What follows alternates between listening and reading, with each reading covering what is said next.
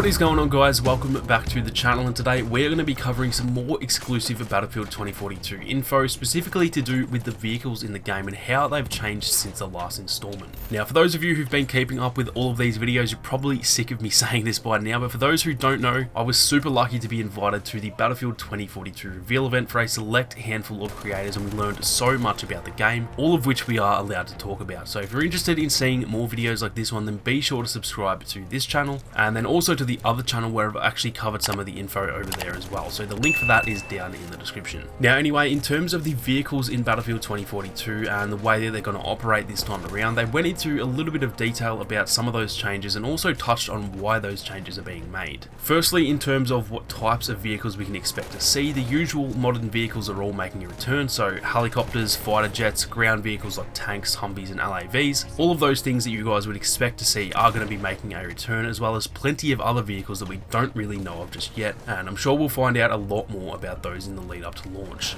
The main things that they touched on though in regards to the vehicles were the fact that each vehicle will be built more for team play and will involve more of a team effort to make the vehicles the strongest that they can be, and then also the fact that the way you get your hands on a vehicle is going to be very different in Battlefield 2042 compared to every other game in the past. Now, in regards to the team play aspect, the devs mentioned that each seat in the vehicles will now have much more of a purpose and a strength than they had in the past. Obviously, in say Battlefield 1 for example, if you have a heavy tank, the driver controls the movement and the main cannon. There's usually like one main gunner, and then there's kind of just like 4 seats that all have the ability to shoot, but they're all just facing out to the side with not much movement or visibility, so really those 4 seats aren't all that important. Most of us just kind of get in the tank to move across the map quicker rather than to actually help the driver or the other gunners. While in Battlefield 2042, the vehicles will be much different, offering a larger variety of roles within each vehicle, meaning each teammate will have, I guess, more responsibility and more of a purpose rather than just kind of sitting there doing nothing. And while a tank, for example, can still do well enough if you're just driving it with no one else sitting in it, it will be much more of a formidable force if you've got a full vehicle with everyone playing their role and doing their part to take control of the battlefield. They mentioned that depending on the vehicle, of course, there will now be seats that offer roles such as an anti-air seat, spotter seats, a variety of different gunner seats, so rather than all of them being just like a heavy machine gun, there are rocket gunner seats, grenade gunner seats, minigun seats, the list goes on and on. Obviously these will vary largely depending on the vehicle, and I don't expect a tank to have like the main cannon with also a rocket gunner on top with like a flamethrower out the side and a grenade launcher at the back or anything like that. I don't think the vehicles are just going to be like stupidly overpowered with like 100 attachments or anything like that, but just the variety from vehicle to vehicle, as well as probably the customization of your vehicle as well. It's all going to be a big improvement on how it's been in the previous Battlefield games. Now, they didn't necessarily confirm this theory, but my take on what they were saying is that you'll probably be able to choose the type of gunner on your tank, for example. So like I said, you won't probably have like 5 overpowered gunners, but you might just be able to choose that instead of a minigun for the main gunner, they can shoot rockets instead, or if you'd rather protection, then maybe you can choose that your tank has an anti-air gunner instead. So that's not really confirmed, but there's obviously just always customization in terms of the vehicles, and I'd imagine that we'll just have much more control in terms of the different seats in the vehicles in order to make them much more team-based. Now, lastly, touching on what I mentioned before about how it's going to be different to actually obtain the vehicles in this game. Obviously, in the past, the heavier vehicles spawn at the deployment spawn, and then often there'll be like the sort of regular transport type vehicles at each flag and stuff like that. But in Battlefield 2042, there is actually something called a call-in tablet, and any player at any time can actually call in a vehicle to their exact location, meaning you no longer have to get them all the way from the deployment and sort of drive them across the entire map just to get into the battle. Now, before you start worrying, that doesn't mean that all 128 players can just call in a tank all at once and there'll be 128 tanks on the map. There's obviously still limits to how many each team can have in use, and I'd imagine there's still a spawn timer, so you can't just kind of get them on repeat all the time. So this won't affect how many vehicles there are, or it won't make the game just like vehicle spam city or something, but it does just allow much more freedom in getting those vehicles and just allows the game to flow a little bit better than it normally does. I'm sure you all know of those moments when your team really needs a tank up on the front lines to help like capture a flag or something, and yet due to the fact that you'd have to spawn on the whole other side of the map and then do like a 3-minute drive just to get to the battle, most people just honestly can't be bothered, and so it ends up in one team having like 3 vehicles at the battle while the other team has none because they're essentially just too far away. And this just combats that issue really well and allows each battle to be a lot more balanced in terms of the vehicles. Now, as far as I know, this only works with land vehicles, so I don't think you can call call in like choppers or jets or anything, that would probably be OP, and it's also just kind of unrealistic to just supply drop like a fighter jet as they do with tanks in real life. So I believe this is only land vehicles, but take that with a grain of salt as they didn't actually confirm or deny that in the reveal event. But anyway guys, that is pretty much going to do it for the information that we got about these vehicle changes. Personally, I think it's a great idea to just allow a little bit more freedom in terms of getting your hands on a vehicle, but let me know what you guys think of these changes down in the comments. If you enjoyed the video, then be sure to leave a like down below, and if you are new, then consider subscribing to both this channel and the other channel as well, as like I said, there is plenty more content like this coming in the next few weeks and months, so be sure to turn on those notifications so you don't miss out on any of it. Thank you all very much for watching, and I'll catch you guys in the next one.